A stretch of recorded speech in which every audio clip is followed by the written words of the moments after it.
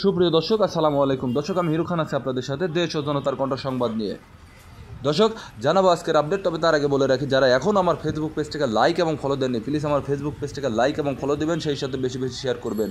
যারা ইউটিউব থেকে দেখবেন, আমার ইউটিউব চ্যানেলটাকে সাবস্ক্রাইব করবেন এবং পাশে থাকা বেল আইকনটি বাজিয়ে দেবেন, যাতে করে পরবর্তী ভিডিও দেওয়ার সঙ্গে সঙ্গে আপনারা দেখতে পারেন।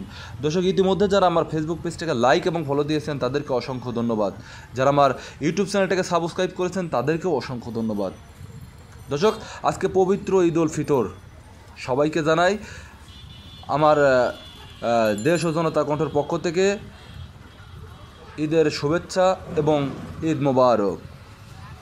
দর্শক, আজকে এই পবিত্র ঈদ উল ফিতরের দিনেও দেখেন, একটি মা, অসহায় মা, এই ঈদের দিনেও সেই ঈদ উদযাপন না করে দেখেন কি করছে। দর্শক, প্রতিটা মানুষ কিন্তু যার যার জায়গা থেকে যার যার মতো করে ঈদ উদযাপন করছে। ধনী হোক আর গরিব হোক, সবাই কিন্তু আজকের এই দিনে তাদের মতো করে তারা ঈদ উদযাপন করছে। কিন্তু কথা হলো দর্শক, আজকের এই দিনে, আজকের এই পবিত্র ঈদ উল ফিতরের দিনে এই অসহায় মাটি কি করছে আপনারা দেখেন।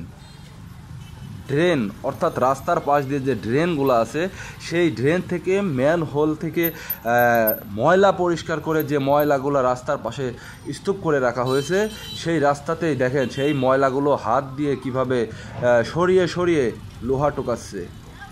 দর্শক, সে এই লোহা টোকায়ে লোহাগুলো বিক্রি করে তার জীবিকা নির্বাহ করবে। কোথায় উদযাপন হচ্ছে দর্শক? এই অসহায় মাটি কি উদযাপন করছে? এই অসহায় মাটি কি তার ঈদ উদযাপন করছে? দর্শক, কথা হলো, যারা ধনী, যারা টাকাওয়ালা, যারা পয়সাওয়ালা, কোথায় তারা? তাহলে আজকে আমার ধনীর সার্থকতা কোথায়? বা আমার টাকা পয়সা আছে, আমার এই টাকা পয়সাওয়ালার সার্থকতা আমার কোথায়? আমি যদি এ ধরনের অসহায় মাদের পাশে না দাঁড়াতে পারি, তাহলে আমার এই ধনীর সার্থকতা কোথায়?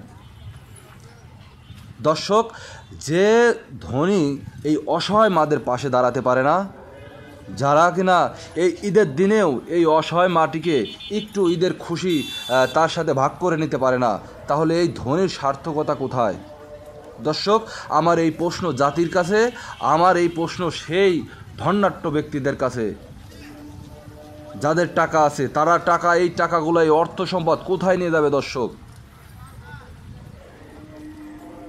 আসুন আমরা সবাই এই ধরনের অসহায় মাদের পাশে দাঁড়াই, এই ধরনের অসহায় মানুষের পাশে দাঁড়াই, যাতে করে তারা একটু হলেও ভালো থাকতে পারে। আমি সকলের দীর্ঘায়ু প্লাস মঙ্গল কামনা করি। যারা ধন্যাঢ্য ব্যক্তি আছেন, আসুন আপনারা সবাই এই ধরনের অসহায় মাদের পাশে এসে দাঁড়ান, যাতে করে সবাই একটু হলেও ভালো থাকতে পারে, বা এই ধরনের অসহায় মানুষগুলো একটু ভালো থাকতে পারে। সেই প্রত্যাশায় আমি আজকের মতো এখানে বিদায় নিচ্ছি। দেখা হবে পরবর্তীতে কোনো এক গুরুত্বপূর্ণ ভিডিওতে। আল্লাহ হাফেজ।